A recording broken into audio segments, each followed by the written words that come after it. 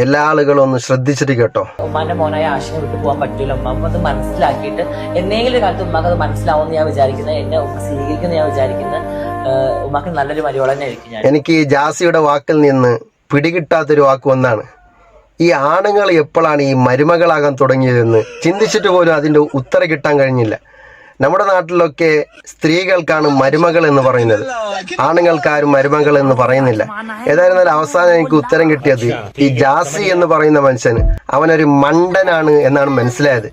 ഏതായിരുന്നാലും അടുത്തത് കണ്ടു ല്ലോ ഏതെങ്കിലും ഒരു കാലത്ത് ഉമ്മ എന്നെ സ്വീകരിച്ചമ്മാന്റെ അടുക്കളയിൽ ഞാൻ വരുന്നു, ഒരിക്കലും ഉണ്ടാവില്ല.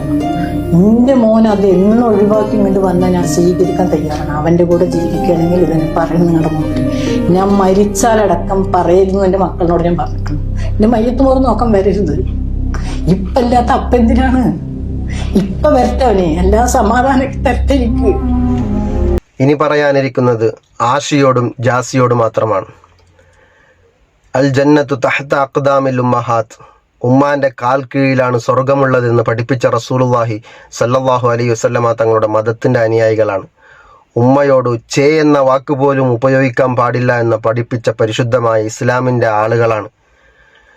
ആ ഉമ്മയുടെ അവസാനത്തെ വാക്ക് നിങ്ങൾ കേട്ടോ, അവനെ വിട്ട് വന്നാൽ എൻ്റെ മകനായി സ്വീകരിക്കാൻ ഞാൻ തയ്യാറാണ്, എൻ്റെ മരണശേഷവും എൻ്റെ മയ്യത്ത് കാണാൻ പോലും അവൻ വരാൻ പാടില്ല എന്നാണ് മറ്റുള്ള മക്കളോട് ഉമ്മ പറഞ്ഞു വെച്ചത്.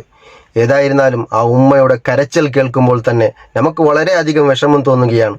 നിങ്ങൾ സമൂഹ മാധ്യമങ്ങളിൽ വൈറലാകാൻ വേണ്ടി പരിശുദ്ധമായ ഇസ്ലാമിനെ ആളുകൾ കാണുമ്പോൾ ഒരു കൊച്ചാക്കി സംസാരിക്കുന്ന വിധത്തിൽ നിങ്ങൾ വൈറലാകുമ്പോൾ നിങ്ങളോട് ഒന്നേ മാന്യമായ ഭാഷയിൽ പറയാനിരിക്കുന്നത്, ഉമ്മയുടെ കണ്ണുനീർ എത്രയാണോ നിങ്ങൾ കുടിപ്പിച്ചത്, ഓരോന്നിനും അക്കമിട്ട് നിങ്ങൾ മറുപടി പറയേണ്ട സമയം നിങ്ങൾക്ക് ദൂരമൊന്നുമില്ല, അടുത്ത് തന്നെയുണ്ട്.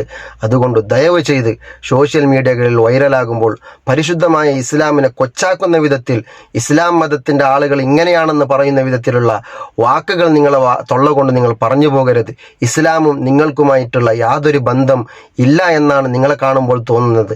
അതുകൊണ്ട് ഉമ്മയെ കരയിപ്പിക്കാതെ, ഉമ്മാന്റെ കണ്ണുനീർ കുടിപ്പിക്കാതെ നിങ്ങൾ നല്ലവരായി ജീവിക്കാൻ വേണ്ടി ശ്രമിക്കൂ. ഇല്ലെങ്കിൽ ഉമ്മാന്റെ കാല് പിടിച്ച് പൊരുത്തം വാങ്ങാൻ വേണ്ടി ശ്രമിക്കൂ. അപ്പോഴാണ് നിങ്ങൾക്ക് നല്ലൊരു ജീവിതം കിട്ടാൻ സാധിക്കുന്നത്. ഇല്ലെങ്കിൽ ഉമ്മാന്റെ കണ്ണുനീർ നിങ്ങൾ എത്രയാണോ കുടിപ്പിച്ചത്, ഇൻഷാ അല്ലാഹ് മരിക്കുന്നതിന് മുമ്പായി ഈ കർമ്മ എന്ന് പറയുന്ന സാധനം നിങ്ങൾക്ക് അക്കമിട്ട് മറുപടി പറയലല്ലാതെ നിങ്ങളെ ഈ ലോകത്തിൽ നിന്ന് അള്ളാഹു കൊണ്ടുപോകില്ല.